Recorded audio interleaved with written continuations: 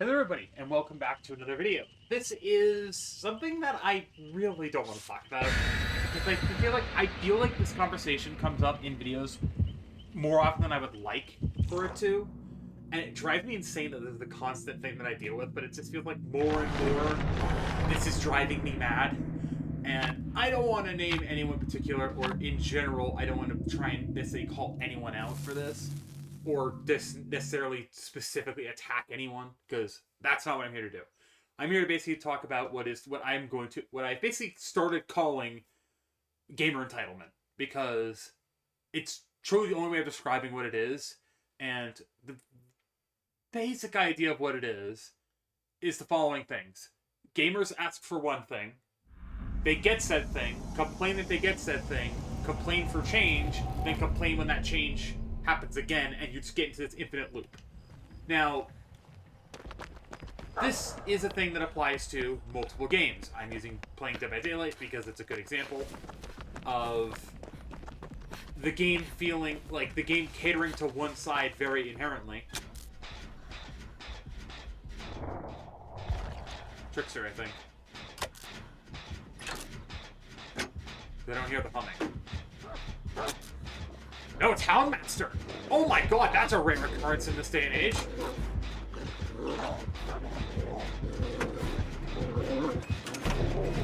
Hi, Portia. I don't ever see you. I actually haven't seen a Houndmaster. Fun fact, Houndmaster is one of my favorite. Was the Houndmaster video that I did thanks to Ultrix. Unironically, one of my favorite builds I've ever done on in a DVD for DVD. I will straight up say that right now. Regardless, I'm getting off topic.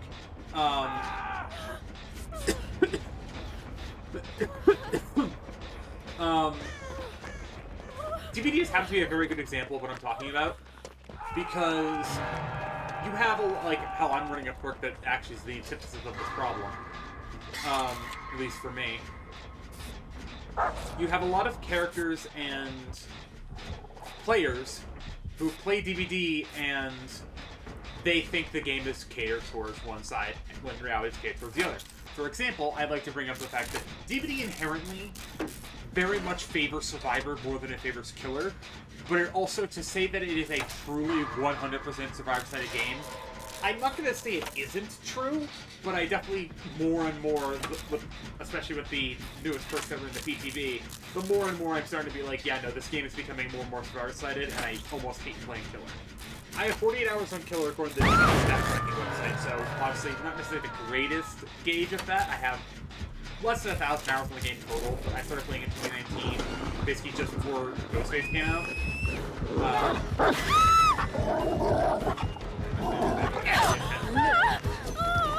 I've not actually played against the Houndmaster, but I know power relative force. Yeah, I'm going down. I thought I had more distance.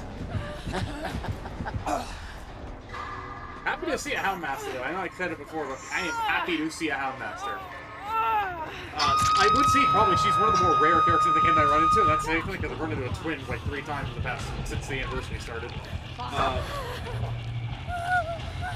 But that being said, though, it's very much a thing where, like, I think if for like cross-examination, right? That perk is inherently very unhealthy for the game, despite it being a very fun perk, right? Because I think inherently a perk like it that we had before, that being the old version of self-preservation, is a fun concept. I like the idea of having a perk that if you're by the killer, you can be stealthy to try and go for a flashlight save or a pallet save or something like that. I like that concept. The problem I have with it is there is no the criteria to get it to work is too easy, and the requirement to get it to fall off is also kind of out of the killer's control. I think the only way to really fix it is if you were to have it so that if the killer is in chase with you, it gets disabled, or have it to be a thing where you can't be moving. Because I think elusive as a stats effect is very double-edged, because on one hand, I think it's a very fun stats effect that encounters a lot of very powerful perks. Self-preservation as an example. Very, very powerful, and I'm an advocate for someone who does need it to be nerfed, even though in its current state it is very strong and I'm still using it. I still think it should be nerfed. I could use something and say it's strong and still want it to be nerfed. Self-preservation, if you don't know, basically, every time Charizard gets hooked, you gain elusive, meaning my aura cannot be red, so it counts like barbecue chili. Which, if you know how this game works, barbecue chili is one of the strongest perks in the game for a reason. But the main thing is.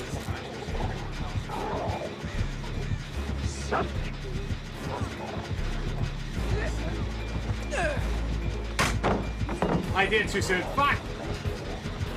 I feel bad. You went for the hit! That's ballsy. I actually think I might have been able to wake up from that. I didn't.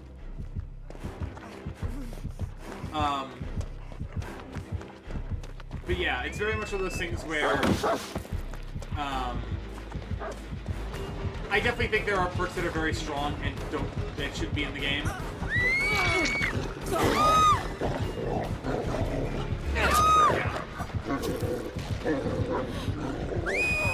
Now. There was an attempt. I'll give the Jane some credit. There was an attempt to do that. Ace, you're a gamer. Oh, you're right, Ace. And I definitely think there is a lot of benefit to having strong perks in the game. Also, Ace, good lord, with the immediate unhook. I'm running as far away as I can.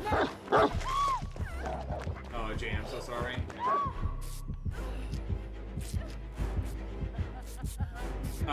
But it's very much one of those things where I definitely understand the mindset of, like, there should be strong perks to make killers have a harder time. I feel like disabling the entire, like, I say this and I think Lightborn is a very strong perk that basically does one of the things that I complain about.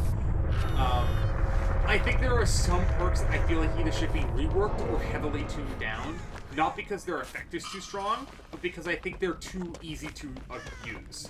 I.e. self-press is just, you put it on, whenever a star gets hooked, you gain elusive. It's not that hard to do. You lose it, I can really pull it over right now, really fast. Just basically head over here behind Shaq and just highlight over it. Yeah,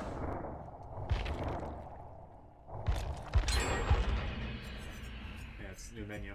Whenever it loses 5 so you gain elusive for 30 seconds, and then elusive is, auras are hidden, no scratch marks, no pools of blood, no guards of pain. You're basically full stealth.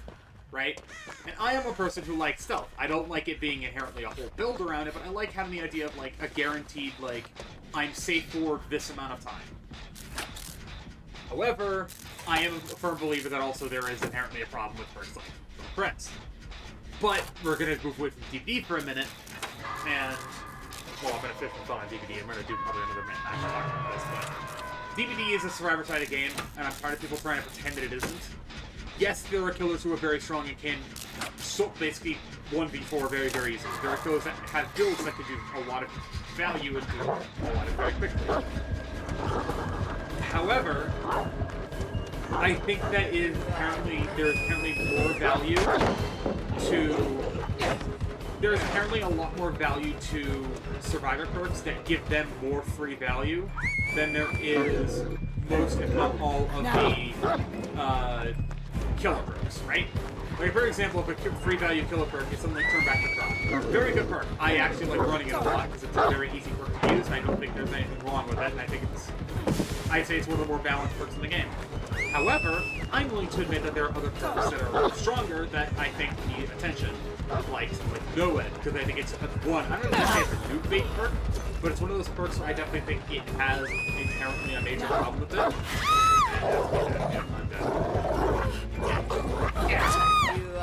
I think it has a major problem with it being the fact that it is basically, especially in its current state after I don't know if it's an intended change or if it's a bug, where the second the gen's power gets a notification that it's active, I think inherently it is a problematic perk in the sense that it has so much value for basically using. Don't get me wrong, there are other perks that do that, but I think the value they give outweighs the significant downside. That being, I think there's a perk on Singu. I'm actually gonna probably look it up. I'm just gonna leave this game because I feel like I know what the build is. I figure like the average gen regression build. But there's a perk on Singu. I'm actually gonna go to the store because it's probably easier to look at it from here.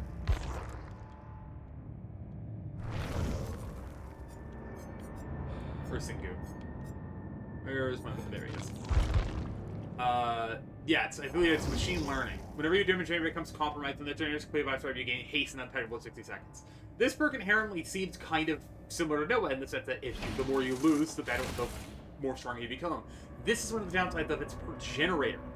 It's not just for inherently losing, right? But if you look at something like Noah, where it's like, once all generators powered, once the gates are powered, you gain haste and everyone is exposed. Like, sure, that is strong value. However, the inherent problem with it is that it's so easy to do, and the downside is, sure, it's a hex totem, but the downside is, if you're playing as Survivor, just leave. It just makes them leave faster. But then you look at a perk, let's look at Lightborn, for example. Basically doing the killer side version of removing an entire removing an entire strategy away from survivors. Lightborn, with the exception of people who are photosensitive, because I understand there are people who run it because of that, and I'm not pointing at you guys are fine. But Lightborn basically makes it so that you can't be blinded. At all. Now, as Survivor, if you want to go for flashlight saves, you means can't do it. That kind of sucks, inherently. Don't get me wrong, I understand why. I used to run it for a little bit of time, and I was playing Ghostface trying to learn, and I realized how much I was relying on it, and I was basically crutching on it. It's basically the self-pres on Killer. It's basically free value, you don't need to do anything to activate it, and it just exists on your person, and if anything, it just waits a perk slot. The only reason why I am running self-pres is because I see barbecue and chili a lot, and the self-pres me a lot more recently, and I've been trying to counter that directly. But, honestly, I can turn it off whenever I want. There's nothing stopping me from just not using it anymore. I only use it because it's one of the better perks that I have, and I'm still trying to level up everybody. Hence why, if you notice, I'm saving up blood points. You can probably imagine who that's for. But it's also just inherently a problem where I think balancing and listening to the community, there needs to be a middle ground for that, because again, I look at perks like cross-examination, and it's like, if that perk goes to live in its current state, that's going to be miserable for killers. But if a perk like Wide Open Throttle goes into live in its current state, I think that's going to be problematic for very specific builds, and that's it. I don't think there's really going to be a significant problem, because I've learned more and more after watching people counter it, like playing against it. It's not that bad. I definitely think there are worse combinations of perks to go with. I just think that the value of... Unreal? No. Not Huntress, but I don't hear the humming. Trickster, maybe? Unreal. I was right the first time.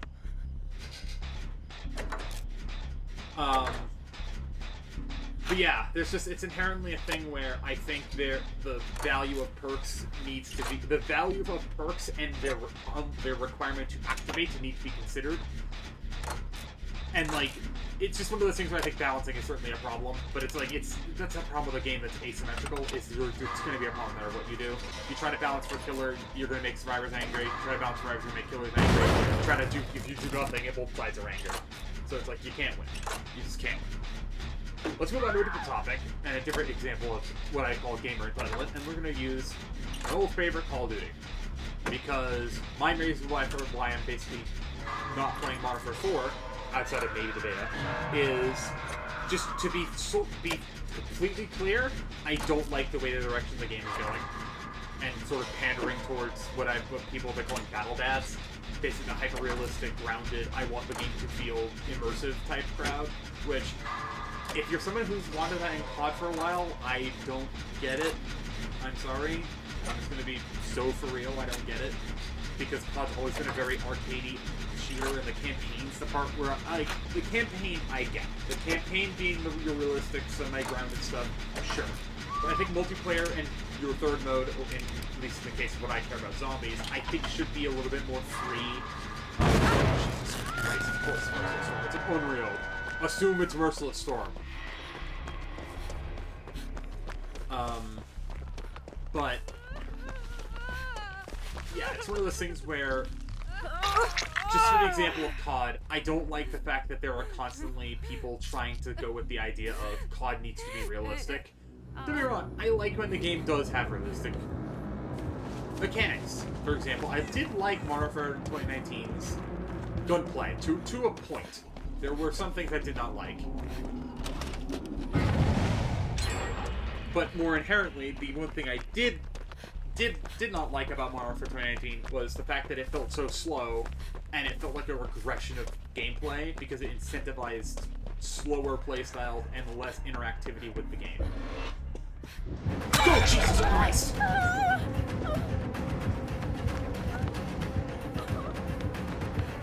I fucked myself by turning around looking at the owner rail because I want to try and make that pallet that sound on me. But yeah, just kind of generally my problem with COD is just kind of the fact that people trying to say what the entire community wants when in reality it's not a vocal minority, but it's not a significant majority that people think that it is.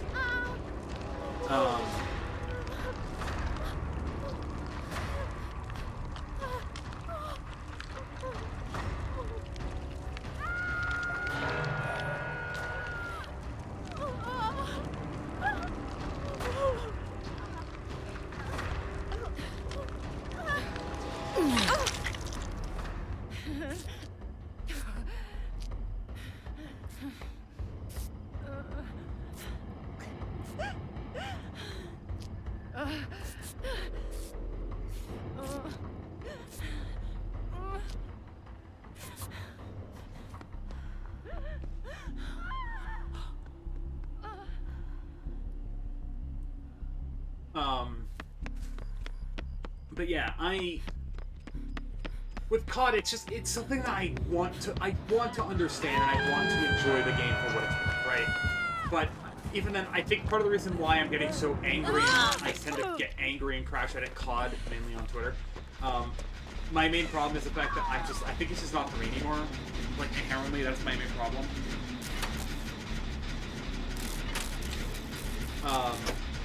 But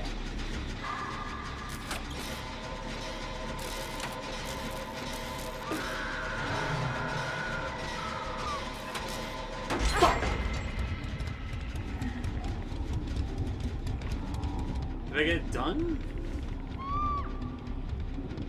I can't tell if I got it done or not.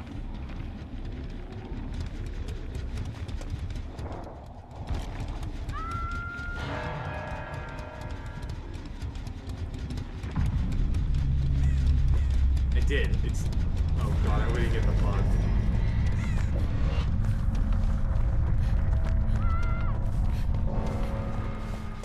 But yeah, I guess just kind of my general thoughts on it is like, I want games to be fun for everyone that plays them, but I'm willing to admit that sometimes there is just inherently going to be a problem, because it's always going to be that person. I think a good example of this is Destiny. That's a good example. If you try and balance stuff for PvE,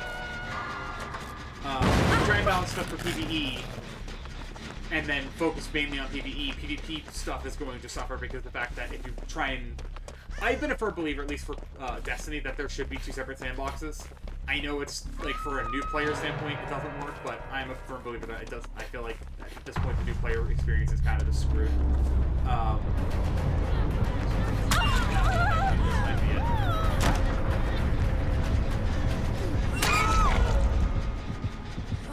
Yeah, that's right.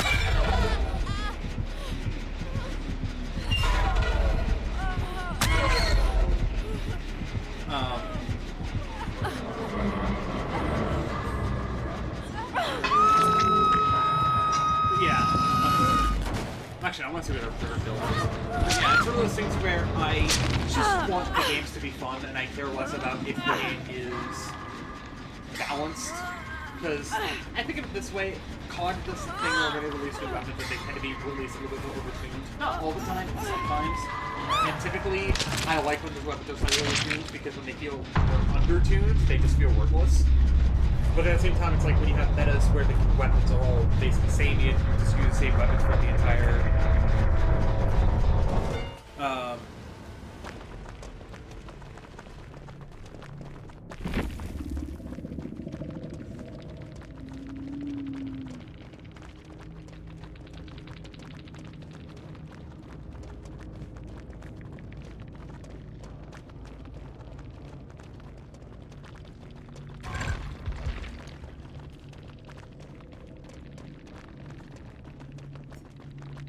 Yeah, I was about to say, that is the most typical Unreal build.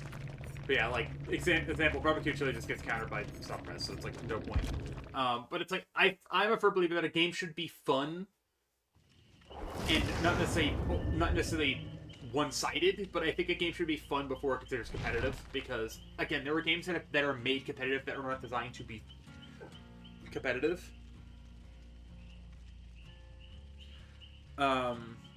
I think a very good example of it is, like, Smash. Smash is not inherently a competitive fighter, it's a party game. It's like, I wouldn't even say really call it a fighting game, it's more of a party game than it is a fighting game. But that game has a competitive scene, and it's not designed for competitive. DVD, very similar. I wouldn't necessarily call it a party game, but I would definitely call it more of a casual game inherently. And I would think the fact that there is a competitive scene is cool, but I know just inherently competitive in a game like this is very hard to kind of work around and balance. And I just think no matter what, it's going to be a problem. Just inherently, you really can't win, you know? But that being said, I'm always one to err on the side of caution when it comes to trying to say kind of what side I'm on when it comes to this. I'm always the side of I'm on the side of fun, really. That's kind of the best way of describing it. I like the entirety of everything just being, I want to play the game for fun. I want everything involved in the game to be fun, and I don't really care if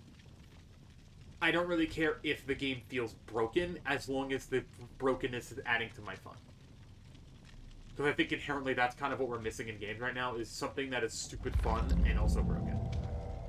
But yeah, that being said, thanks for watching. I should have a video on the new exotic mission inside of D2 at some point, either next week or maybe even later this week.